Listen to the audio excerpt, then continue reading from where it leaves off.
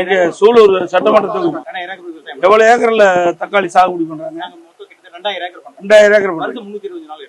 இது மார்க்கெட் எங்க கொண்டாந்து பண்றீங்க? இங்கதான் பண்றீங்க. எந்த வெளி மாவட்டத்துல எங்கேயும் போறது இல்ல. இதோடைய ரகம் என்ன ரகம்? காஞ்சனா. இது எவ்வளவு நாள் வந்து அழுகாது இருக்கும் இந்த பழம்? 5 நாளைக்கு அழுகாது. ஒரிஜினல் வைக்க வேண்டியது. எங்க குளிர்பதன கிடங்குலாம் அங்க இல்லையா?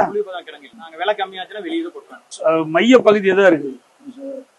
சூலூர் சட்டமன்ற தொகுதியில மைய பகுதியில அதிகமா விளைச்சல் ஆகக்கூடிய மைய பகுதி அது சுல்தான்பேட்டை.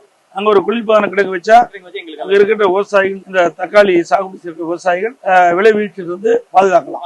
கூட குளிர்பதன கிடங்கு வச்சா இன்னொரு வாரத்துக்கு இந்த தக்காளி அழுகாம இருக்கும். அப்ப வந்து கொஞ்சம் விலை ஏறும்போது விற்பனை செய்யணும். மற்ற பயிர்களை காப்பீடு இருக்கு, தக்காளி காப்பீடு இல்லை. காப்பீடு மழை பெஞ்சா தக்காளி அப்படியே உழவு வேற வழி கொடுக்கணும். மனு வாங்கி பாத்தீங்க.